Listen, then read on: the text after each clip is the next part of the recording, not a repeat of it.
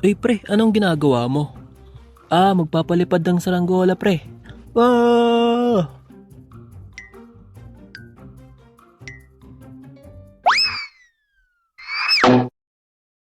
Sa bidyong ito ay pag-uusapan natin ang isa sa pinaka-iconic na laruan ng kabataan natin, ang saranggola. Sa tuwing bakasyon nun sa amin, laging nauuso ang saranggola. Para makagawa kami noon ng saranggola ng mga tropa ko, maglilibot muna kami sa barangay namin para maghanap ng malaking plastic. O kaya naman pupunta kami sa tapunan ng basura sa amin para makahanap ng malaking plastic. Wow, nagpapalipad na sila. Pre, hanap tayo ng plastic para makagawa na rin tayo. Ayun, ayun meron na rin ako. Yun, meron na din. After noon, kanya-kanya na kaming uwi sa bahay namin para gawin ng saranggola. At hihingi ako nun ng infinity sinulid ni Lola. Kukupit pala. Binibilisan lang namin yun ng paggawa ng saranggola para makapagpalipad din kami agad. After namin gumawa, ite-testing muna namin yun kung ayos yung lipad. At pag hindi pa maganda yung lipad, babawasan lang namin yung palikpik nun para mag-balance. At yun, on the way na kami papuntang bundok. Yung bundok nga pala na yon na pinupuntahan namin, maliit na buro lang siya. Malakas ang hangin doon kaya sobrang gandang magpalipad ng saranggola. At pagdating namin doon, wala nang intro-intro, palipadin na natin to. Ako lagi nun yung nahuhuling magpalipad sa amin, kasi hindi naman ako ganun kagaling gumawa ng saranggola. Pero eventually, napapalipad ko na rin. Yun, lumipad rin. Naalala ko pa nga noon sa sobrang excited namin magpalipad ng saranggola, napunta kami sa burol na yun ng tanghaling tapat. At talaga namang tirik na tirik yung araw. Yun pa naman sa lugar na yun isang puno lang ng nyug yung maililim. 'Di ba? Grabing trip namin nun. Kaya ang gagawin namin nun, papalipadin muna namin yung saranggola namin, tapos sisilong na kami sa puno at magkikwentuhan. Kaya sa tuwing bakasyon, tostadong-tostado yung balat namin. Pero oks lang, kasi nakapag-enjoy naman kami. At meron nga pala akong isang nakakatawang experience dito. Isang beses nga nagpapalipad kami kasama si Nuno at yung isa naming kapitbahay. At habang nagpapalipad kami, nagyayabangan pa kami nun. Oh, ano, wala kayo, malapit ko na mapalipad oh. Sus, wala yan, sa akin maya-maya abot na to sa ulap. Ha, may hinang nila lang. Napalipad ko na yung akin. Maya-maya nga, biglang tumahimik yung isa naming kasama. Ba't tumahimik yung isa nating kasama? At paglingon nga namin, wala na siya. Tapos maya-maya, Nuno, JV, andito ako sa baba. At yun, pagtingin nga namin, andun siya sa baba. Dun kasi sa burol na yun, may maliit na tapyas na parang bangin. Di ko nga alam kung matatawa ba ako maaawa sa kanya. Kasi medyo mataas din yung nahulugan niya. Pre, okay lang ako. Oh, pre, ba't andyan ka?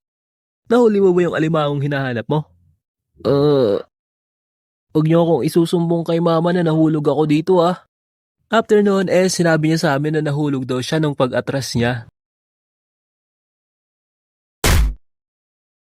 Talaga namang lap trip kami ng tropa ko nun. Basta, huwag niyo akong isusumbong kay mama ah. Pag naalala nga namin yun ng tropa ko, tawang-tawa pa rin kami. Pre, naalala mo yung nagpalipad tayo ng saranggola? Oo. Bakit? Naalala mo yung nangyari kay Justin?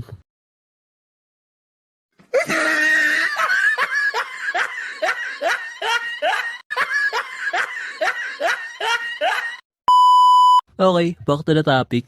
Manghang-mangha pa nga kami nun sa mga gawang saranggola ng ibang tao dun sa amin. Dahil meron sa kanilang napakalaki na mas malaki pa sa tao. Wow, sobrang laki ng sa kanila. Tapos, meron din yung nilalagyan ng pailaw. Ang astig, meron pa silang pailaw. Meron din yung sobrang simple lang pero napakataas ng lipad. Na halos di mo na nga makita sa sobrang layo. At meron pa akong isang nakakatawang experience dito. Isang beses nga doon, merong nagsapukan dahil sa nagkabuhol yung saranggola nila.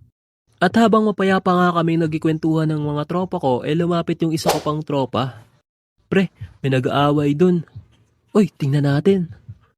Uy, ikaw, ba't mo pinutol yung tali ko? Ikaw kasi, binubuhol mo yung tali ko eh. Ano, suntukan ka na lang oh. Ano? Banatan mo na yan. Hawakan nyo nga yung tenga. O kung sino unang makahawak ng tenga, siyang matapang. Tumahimik ka nga dyan. Gusto mo ikaw yung pagtulungan namin?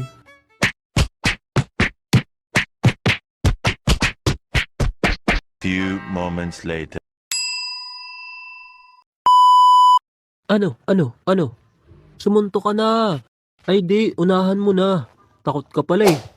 Anong sabi mo? At habang nangyayari yon, andun lang kami sa Gedli, nanunood at nakangiti. Sa totoo lang guys, sobrang espesyal sa akin ang Saranggola dahil napakarami kong childhood memories dito. Kayo guys, anong mga hindi nyo makakalimutang experience sa Saranggola? Comment nyo naman dyan sa baba at mag-subscribe na rin kayo para ma-reach natin ang ating 1 million subs. Maraming salamat nga pala sa panonood. Sana nagustuhan nyo. Sana patuloy niyong subaybayan ang lahat ng uploads ko. Kasi sobrang dami ko pang gustong ikwento sa inyo guys, as in. Pero hindi naman ako makakapag-upload ng mabilis dahil CP lang ang gamit ko pang animate. At ang dali lang din malowbat, like every 4 hours akong magcha-charge pag nag-animate ako. Isa din yun sa dahilan kaya mabagal ako mag-upload ng animation. Sa totoo lang, kaya kong gumawa ng isang animation in 7 or 8 days, pero medyo mas mahaba siya dahil sa CP ko. Sana tulungan niyo akong ma-monetize para makabili na tayo ng mas magandang device mga animate. Yun lang. Salamat.